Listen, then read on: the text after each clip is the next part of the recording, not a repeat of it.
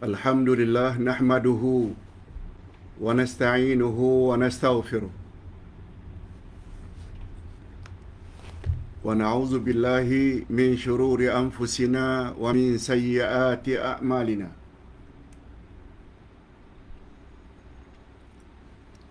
Man yahdihillahu fala mudilla lahu wa man yudlil fala hadiya lahu. Asyhadu an la ilaha illallah wahdahu la syarika lah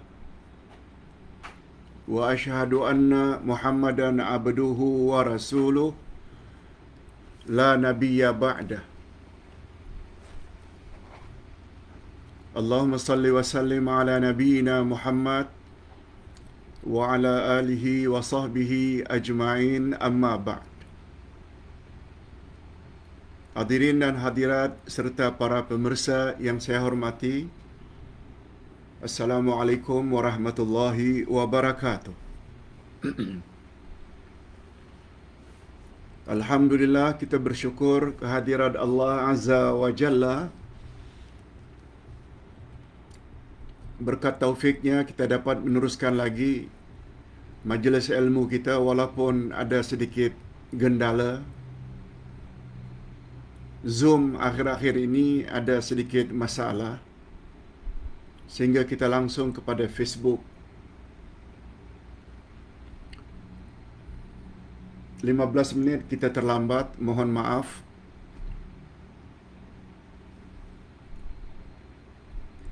Mudah-mudahan apa yang akan kita sampaikan pada pagi ini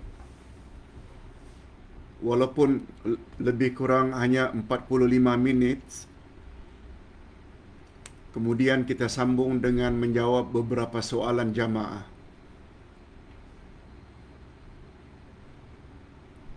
Mudah-mudahan jamaah sekalian dapat mendengar dengan jelas suara Ustaz. Topik pembahasan kita pada pagi ini adalah tafsir ayat 70 dan 71 dari surat Al-Maidah. Di bawah tajuk bahaya sikap degil terhadap kebenaran.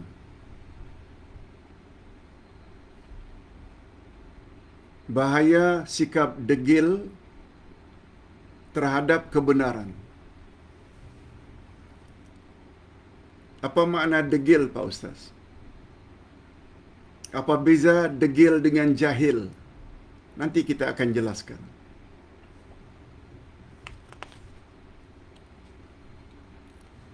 Sila lihat tafsir Al-Furqan juz yang ke-6, muka surat 299. Ustaz bacakan dulu dua ayat yang akan kita tafsirkan. A'udzubillahi minasyaitonirrajim. Laqad akhadna mitsaqa bani Israila wa arsalna ilaihim rusula kullama ja'ahum rasulun bima la tahwa anfusuhum fariqan kadzabu wa fariqan yaqtulun. وحسبوا ألا تكون فتنة فعموا وصموا ثم تاب الله عليهم ثم عموا وصموا كثيرا منهم والله بصير بما يعملون. Demikian dua ayat. Ayat 70 dan 71 dari surat Al-Maidah.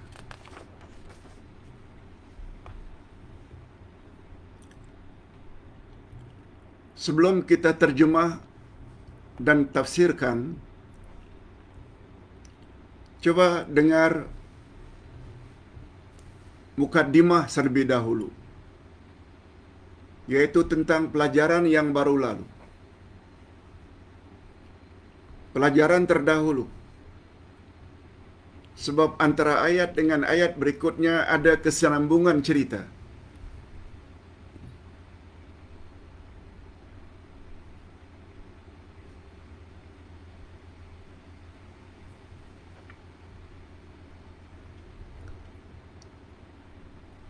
Sebagai mukaddimah, pada ayat-ayat terdahulu,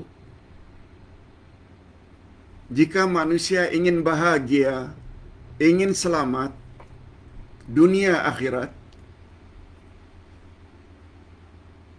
mereka mesti pegang satu jalan saja.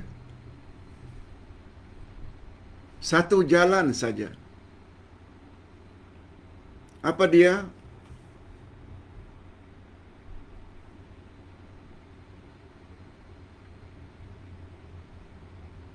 Pertama, beriman kepada Allah. Yang kedua, beriman pada hari akhirat. Dan yang ketiga, banyak beramal saleh. Iman pada Allah, iman pada hari akhirat, dan banyakkan amal saleh.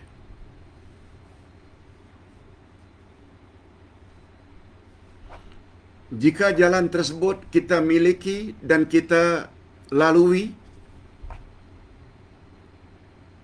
tanpa mengira latar belakang agama sebelumnya,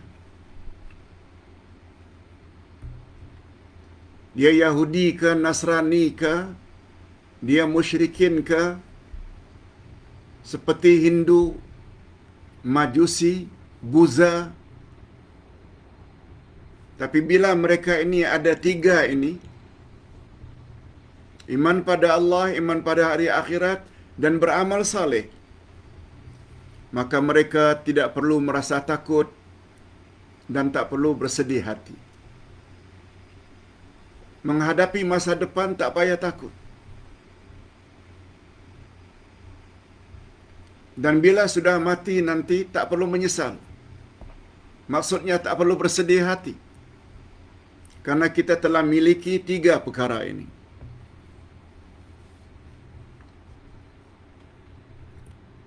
Itu dijelaskan pada pelajaran yang lalu.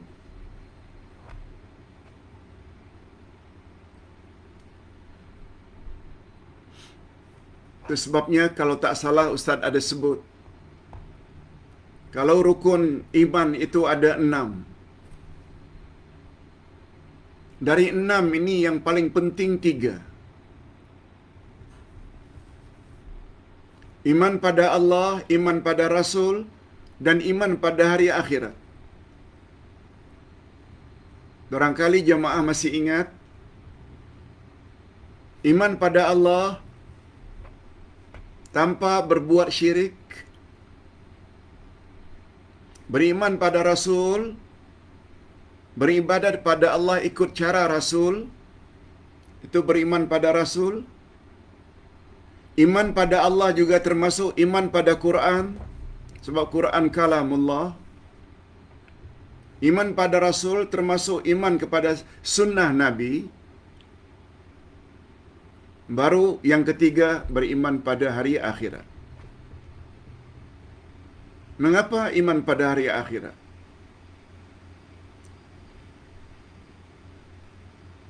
Sebab di mahkamah ilahi nanti, yang paling menentukan nasib kita, hakim dan saksi. Dan hakimnya dalam mahkamah ilahi adalah Allah. Saksi pula yang dipanggil, akidah dan amal setiap umat adalah Rasul masing-masing, yang tentu saja bagi kita Nabi Muhammad. Oleh sebab itu, apabila hakim dan saksi memihak kepada kita yang diadili di mahkamah itu, kita akan selamat. Kita layak masuk syurga. Kita layak terhindar dari azab kubur dan azab neraka. Itu maksudnya. Tak kira dulu latar belakang kita, Hindu ke, Kristian ke, Islam ikut nenek moyang ke, tak kira. Yang penting sekarang, iman pada Allah mantap, iman pada Rasul mantap, dan perbanyak amal saleh karena Allah dan ikut cara Rasulullah sebagai persiapan untuk kita bawa bekal di akhirat nanti.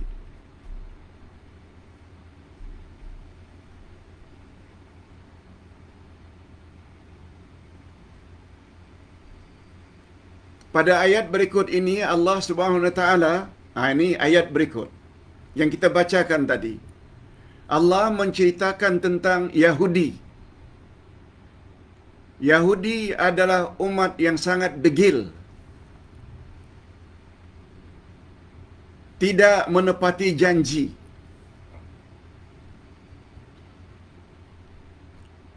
Sama ada janji kepada Allah atau janji dengan sesama manusia.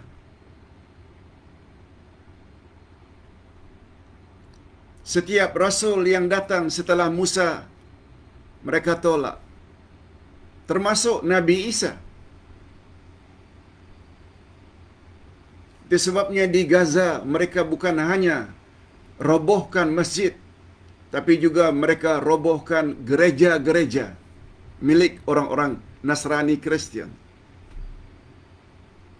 Apatah lagi, mereka tolak Nabi Muhammad. Isa saja sama-sama Bani Israel, mereka tolak. Apalagi Nabi Muhammad orang Arab, lagilah ditolak. Itu yang Allah akan ceritakan pada ayat 70. Coba dengar terjemahan ayat dulu. Karena ayat sudah dibaca, Ustaz terjemahkan dulu. Terjemah harfiah, literal translation.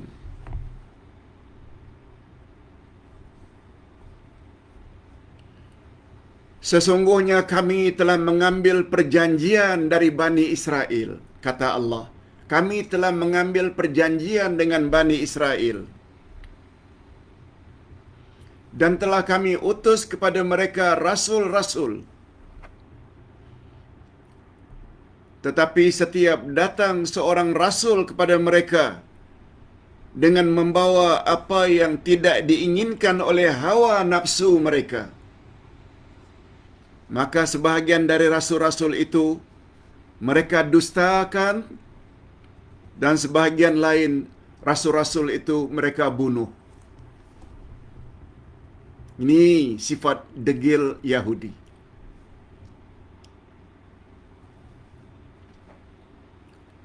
Hadirin dan hadirat, untuk pengetahuan, yang menjadi rasul dan nabi paling banyak adalah Bani Israel.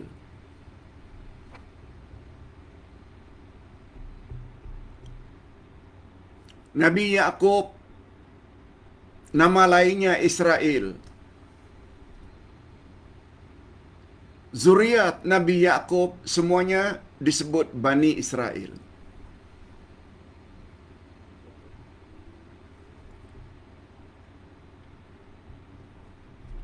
Nabi Yusuf, anak Nabi Yakub, Bani Israel. 400 tahun dari Yusuf, muncul Musa, Bani Israel. Dari Musa kepada Isa 1800 tahun, Bani Israel. In between Musa to Isa,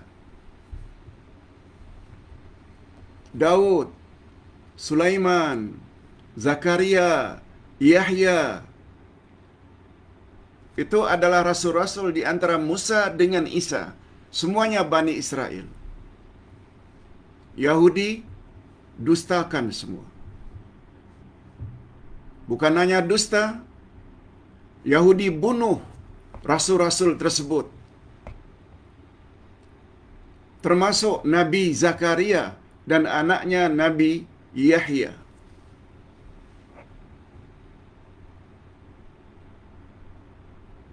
Itu degilnya Bani Israel.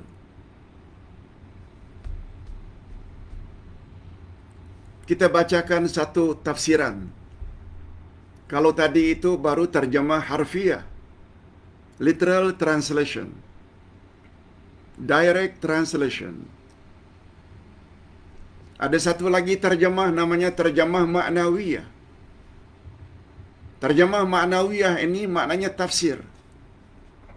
Apa tafsir ayat tadi? Kata Imam Ibnu Katsir, Allah Subhanahu wa taala menyatakan dalam ayat ini bahwa Dia telah mengambil perjanjian dengan Bani Israel agar mereka taat pada Allah dan taat kepada Rasul-Nya. Itu janji Bani Israel dengan Allah. Taat Allah, taat Rasul. Tapi Bani Israel ingkari perjanjian tersebut. Mereka hanya mengikut pendapat dan hawa nafsu mereka sahaja. Nih, hati-hati para jamaah. Bila kita sudah ikut nenek moyang, bila kita dah ikut kiai kita, habib kita, orang datangkan ayat Quran tolak, orang datangkan hadis Nabi tolak. Malah orang yang mendatangkan ayat Quran dan hadis Nabi dalam perkara yang mereka pegang, itulah kebenaran, mereka tolak. Malah mereka tuduh pula orang yang membawa Quran dan sunnah Nabi sebagai pembawa ajaran sesat. Mereka dustakan. Ketahuilah, anda saat itu sudah ikut hawa nafsu. Sama exactly dengan sifat Yahudi. Sama betul. Ingat kaedah ilmu tafsir. Al-ibrah bi umumil alfaz, la bi khususil asbab. Segala pengajaran dalam Quran adalah seumum lafaznya. Ayat Quran bukan khas untuk orang yang karenanya ayat itu diturunkan. Betul? Ayat ini diturunkan sempena sikap Yahudi. Tapi tujuan ayat ini diturunkan,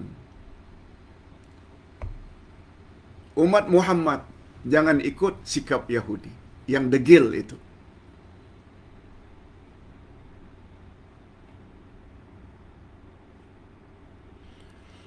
Mereka hanya mengikut pendapat dan hawa nafsu mereka sahaja dan mendahuluinya melebihi syariat dan ketentuan Allah.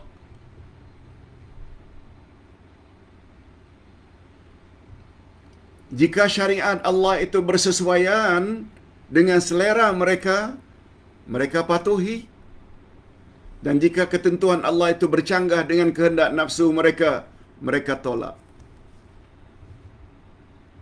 Apa bezanya dengan setengah sikap umat Islam akhir-akhir ini?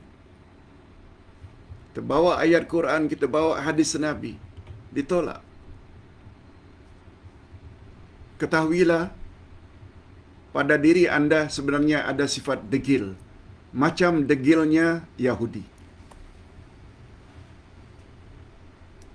Kalau Yahudi layak mendapat murka Allah, anda juga layak mendapat murka Allah. Sebab sifatnya sama.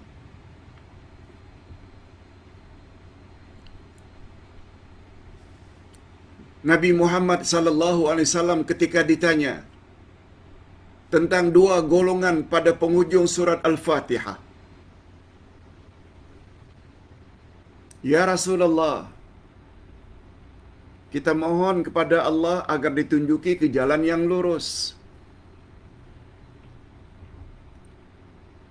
Jalan yang lurus itu adalah jalan orang-orang yang telah diberi oleh Allah nikmat. Orang-orang yang telah diberi oleh Allah nikmat itu, mereka adalah nabi-nabi, siddiqin, syuhada dan salihin.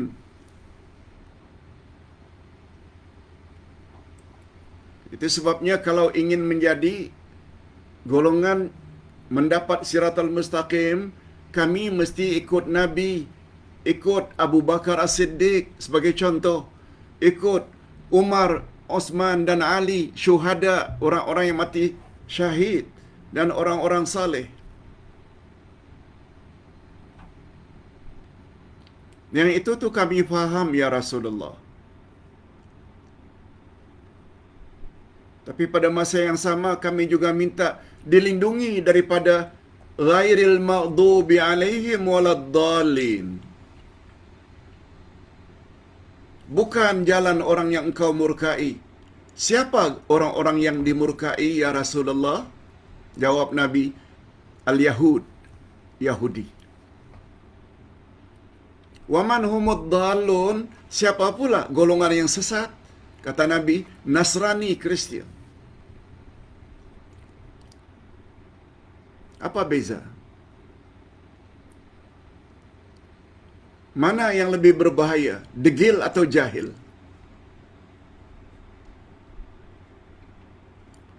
Yang lebih bahaya adalah degil. Sebab definisi degil, orang itu tahu kebenaran, tapi dia tak mau ikut.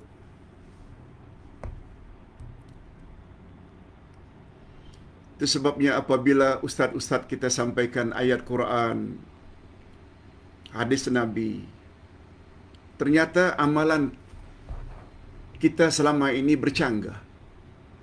Dengan lapang dada ikuti kalau ingin selamat. Tapi kalau tolak, maknanya pada diri anda ada sifat degil. Itulah yang kata Nabi, Yahudi. Sebab sifat Yahudi, sami'na wa asaina. Kami dengar dan kami tolak. Adapun dhalin, mereka salah dalam beramal karena tak tahu. Ad-dhalin itu orang yang jahil, tak tahu yang amal mereka itu salah. Itu namanya jahil. Kata Imam Ibnul Qayyim, walaupun degil dan jahil itu sama-sama sifat yang tidak elok, namun degil lebih berbahaya dari jahil. Itu sebabnya kita perlu tuntut ilmu. Lebih-lebih lagi tafsir Al-Quran, hadis Nabi, akidah, dan lain-lain.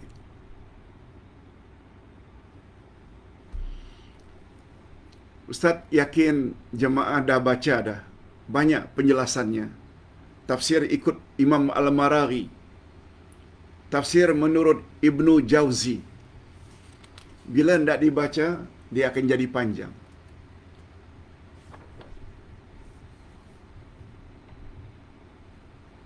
Begitu juga Al-Qasimi. Ustaz bawa, Ustaz tulis. Di sini perlunya kita kepada kitab. Ustaz tak mampu nak jelaskan semua. Terlalu panjang. Cuma ingat, karena kita hanya tinggal 2-3 pelajaran lagi, tafsir Al-Furqan juz 7 sudah siap dicetak. Ada jemaah minta diberitahu ketika Ustaz kata juz 7 dah habis di Shopee. Lalu Ustaz dah print dah minggu lalu. Dan sekarang dah siap, dah sampai di rumah. Oleh sebab itu, sila pesan di Shopee tentang tafsir Al-Furqan juz 7. InsyaAllah pada bulan Mac nanti kita dah mula akan belajar juz 7. Hadirin dan hadirat rahimakumullah. Bila ditanya apakah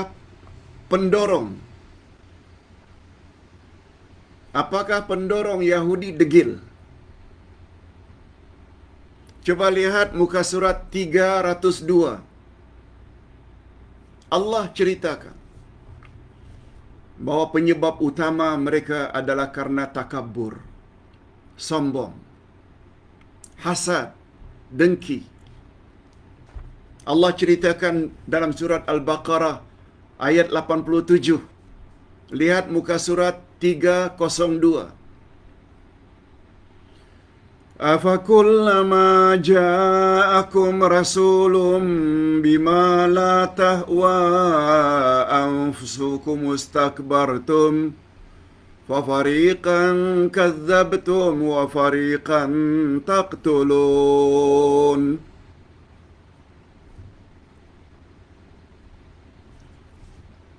Apakah setiap datang kepada kamu seorang rasul membawa suatu pelajaran yang tidak sesuai dengan keinginanmu, lalu kamu menyombongkan diri, takabur, maka beberapa orang di antara mereka kamu dustakan, tak mau percaya, malah sebahagian mereka rasul itu kamu bunuh.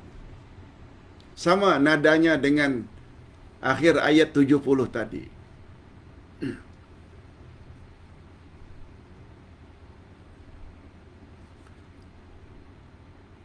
Hadirin dan hadirat, sikap sombong ini sangat berbahaya. Orang sombong tidak akan masuk syurga. Coba dengar hadis sahih sabda Nabi.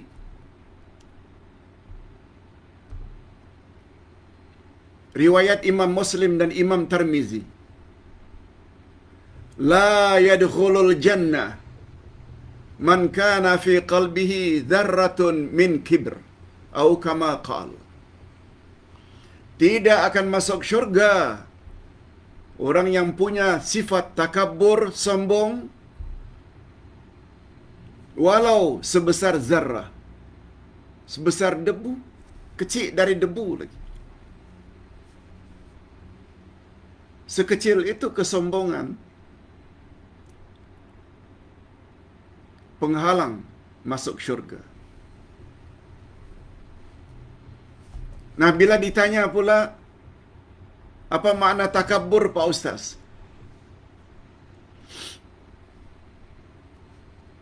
Kita dulu pernah belajar tahun 2023.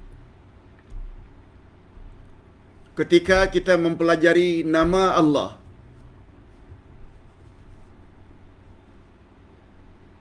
At-Tayyib, Maha Baik.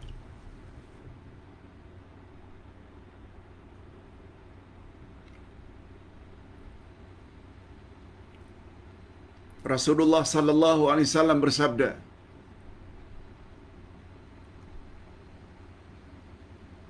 "Innallaha tayyibun la yaqbalu illa tayyiba." Allah itu baik dan Allah tidak terima kecuali yang baik-baik.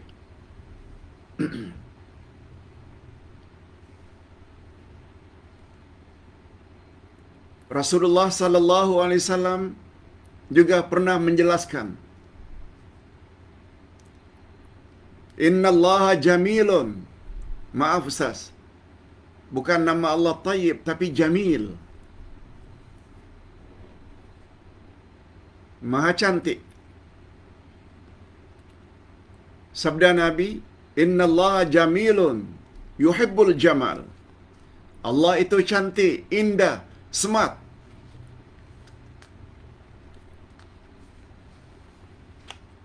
Dan Allah suka kepada yang cantik, indah, smart. Lalu seorang sahabat bertanya, "Ya Rasulullah, bagaimana kalau saya sisir rambut saya rapi, Saya memakai pakaian yang cantik. Saya memakai sepatu. Saya memakai sepatu yang cantik, mengkilat.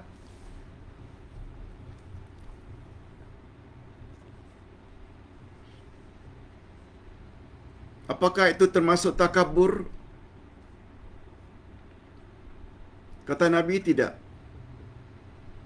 Lalu Rasulullah sebut, Innallaha jamilun yuhibbul jamal. Allah itu cantik dan Allah suka kepada yang cantik-cantik, yang kemas, yang smart. Wa innamal kibr, yang aku maksudkan dengan takabur itu, daf'ul haq wa ihtiqarun nas. Yang aku maksudkan dengan takabur itu ialah menolak kebenaran. Dan yang kedua, merendah-rendahkan manusia lain. Mentang-mentang kaya, kita hina orang miskin. Mentang-mentang punya kereta mewah, kita hina orang-orang yang pakai kereta yang murahan. Betul, itu takabur juga. Mentang-mentang berpangkat tinggi, kita hina orang-orang yang tidak berpangkat. Takabur juga. Tapi itu takabur nomor 2. Disebut oleh Nabi takabur nomor 1, daf'ul haq, menolak kebenaran. Itu nomor 1. Dan bila ditanya kebenaran itu datangnya dari mana? Datang daripada Allah. Datang daripada Rasul secara sahih. Kita tolak Quran, tolak hadis Nabi yang sahih. Itulah dia takabur yang sebenar. Ustaz ulang sekali lagi hadis sahih riwayat Imam Muslim dan Imam Tirmizi. Tidak akan masuk syurga orang yang di dalam hatinya ada sifat takabur walau sebesar atom. Na'udzubillahi min dzalik. Hadirin dan hadirat rahimakumullah. Kita teruskan dengan ayat berikut. Setelah kita tahu demikian sifat Yahudi, yaitu sombong, takabur, dan karena takaburnya apa saja yang datang dari Rasul mereka tolak, malah ada Rasul yang mereka bunuh.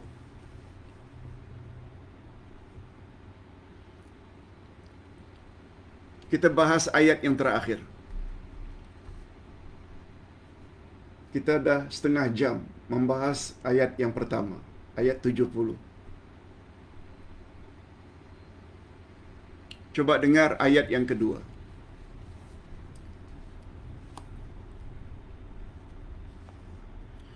Dan mereka mengira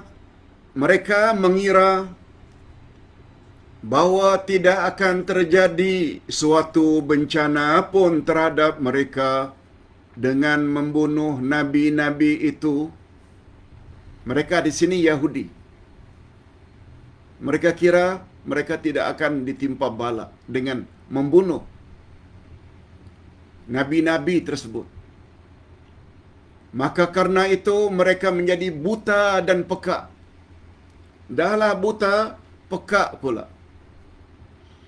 Kemudian Allah menerima tobat mereka. Kemudian kebanyakan mereka buta dan tuli lagi. Maknanya mereka ulang lagi. Mengingkari Rasul, mendustakan Rasul. Dan Allah Maha melihat apa yang mereka kerjakan. Hadirin dan hadirat, apa sebab Yahudi merasa bencana dari Allah tak akan menimpa mereka? Sebab mereka anggap mereka adalah umat yang terbaik, the chosen one. Allah ceritakan dalam Al-Quran kata-kata mereka. Dalam surat Al-Ma'idah ayat 18. Apa kata mereka? Nahnu abna'ullahi wa ahibba'uh. Kami adalah anak-anak Allah dan kekasih-kekasih Allah.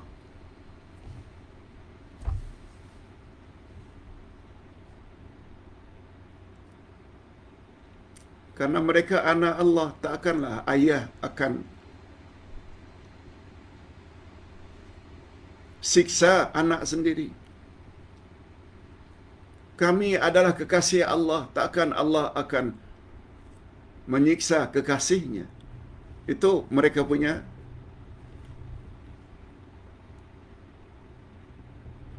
Itu sebabnya pengajaran yang dapat kita ambil dari ayat ini tentang sikap Yahudi. Orang Melayu jangan mendakwa kamilah kekasih-kekasih Allah. Kamilah yang paling baik.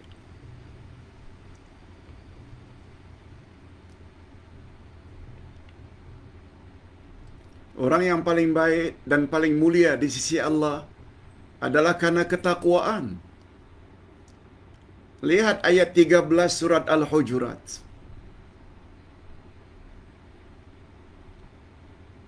Apa kata Allah? Inna akramakum indallahi atqakum. Sesungguhnya orang yang paling mulia di antara kamu di sisi Allah adalah orang yang bertakwa. Apa makna takwa? Buat suruhan Allah. Jauhi larangan Allah. Ada tak sifat itu pada Yahudi? Tak ada. Itu sebabnya selain Yahudi, termasuk Melayu ke India ke Cina ke hatta Arab, jangan mendakwa mereka umat yang dikasihi oleh Allah kalau mereka sendiri tidak takwa. Coba dengar apa kata Nabi. La fadla li'arabiyyin 'alal a'jami illa bittaqwa. Tidaklah orang Arab itu lebih mulia daripada orang yang bukan Arab kecuali takwa.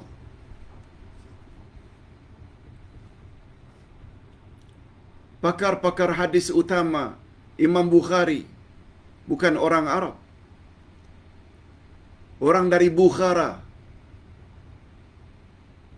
yaitu negeri selatan Rusia. Imam Muslim juga bukan Arab.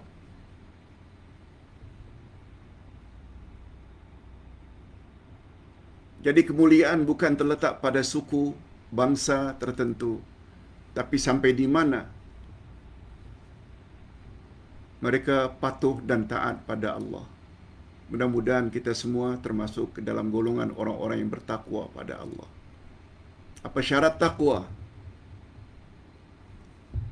Iman pada Allah, ikut apa yang Allah katakan dalam Quran. Iman pada Rasul, ikut apa yang Rasul katakan dalam hadis. Beramal salihlah lillahi ta'ala. Beramal salihlah ikut panduan Rasulullah. Yes, itu dia takwa.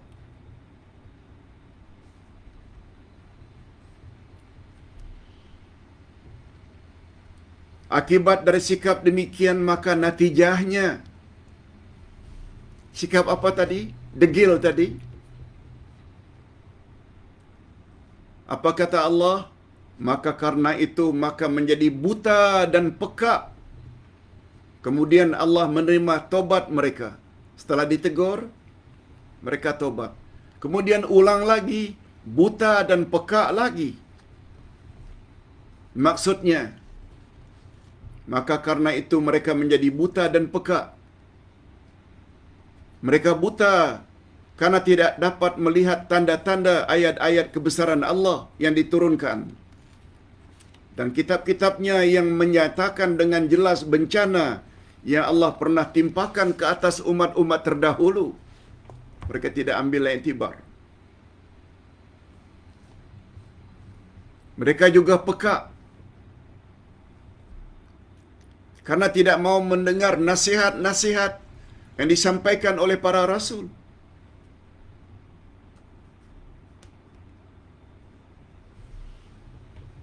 Itu sebabnya kita jangan ikut sifat Yahudi. tak mau melihat kebesaran Allah, tak mau mendengar ayat-ayat Allah ditafsirkan, hadis-hadis Nabi disyarahkan, tak mau dengar ceramah-ceramah agama. Bahaya. Ingat hadirin dan hadirat, ketaatan mustahil tercapai kalau tidak dengar. Itu sebabnya kata ulama tafsir ketika menafsirkan surat Al-Fatihah, mereka yang dapat siratal mustaqim itu senantiasa punya sikap sami'na wa ata'na. Kami dengar dan kami taati. Kami dengar maknanya kami himpun maklumat. Kami dengar kebenaran, dengar. Wa ata'na, kami taati. Kami buat suruhan, kami jauhi larangan. Itu dia sikap orang yang mendapat siratal mustaqim. Beza dengan Yahudi. Mengapa mereka dimurkai? Sebab mereka kata sami'na, kami dengar juga. Maknanya mereka ada ilmu. Tapi diikuti dengan wa'asaina, kami tolak. Sebabnya mereka dikatakan degil. Degil ini orang yang ada ilmu tapi tidak mau ikut. Waladdallin, banyak beramal tapi tak suka tambah ilmu. Akhirnya jadi sesat. Amalnya, akidahnya tidak sebagaimana yang dikehendaki oleh Allah dan Rasul. Sebab tak mau belajar ilmu tafsir. Itu sebabnya, masih ingat, Ustaz ada sebut semalam, pada hari Ahad, 7 azam masuk tahun baru. Apa dia yang pertama? Belajar tadabbur dan tafsir Al-Quran. Itu nomor 1. Yang kedua, baru pertingkatkan ibadat. Yang ketiga, dalami selok-belok agama Islam. Dan seterusnya. Nomor 1, tadabbur Al-Quran. Belajar tafsir Al-Quran.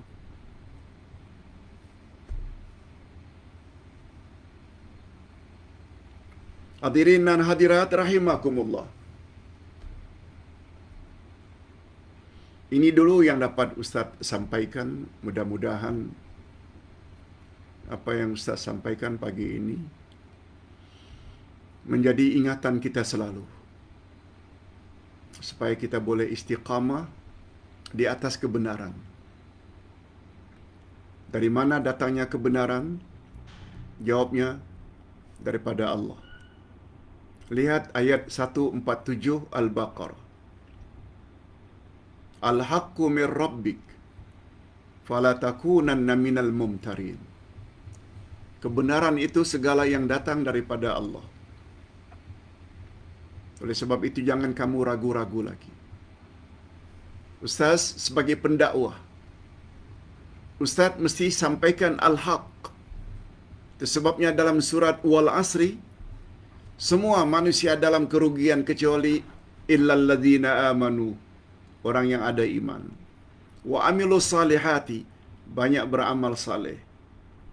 Tak cukup hanya iman dengan amal saleh, tak cukup. Wa tawasaw bil haqq, hendaklah menyampaikan kebenaran.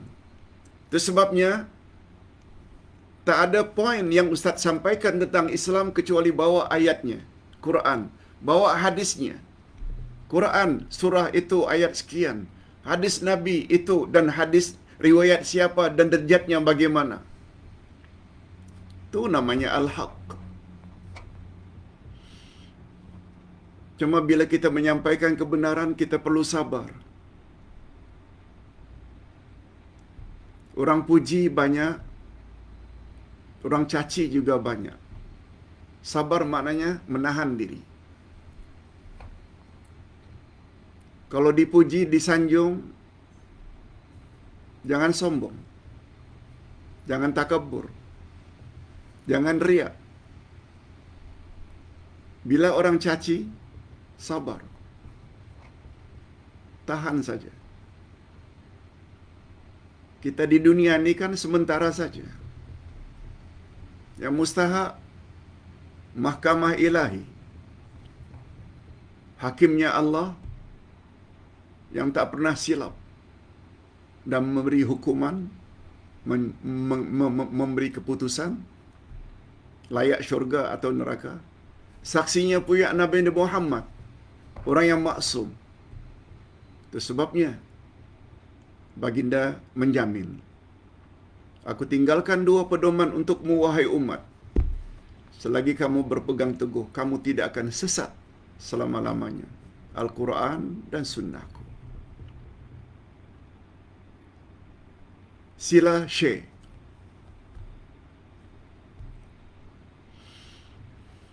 Video ini kepada seramai-ramainya, terutama saudara mara dan kawan-kawan yang kita sayangi, supaya sama-sama layak mendapat rida Allah, layak mendapat nikmat Allah dalam kubur, yang namanya nikmat kubur, dan layak masuk syurga. Dan itulah nikmat kemuncak di akhirat nanti, serta dapat nikmat melihat wajah Allah.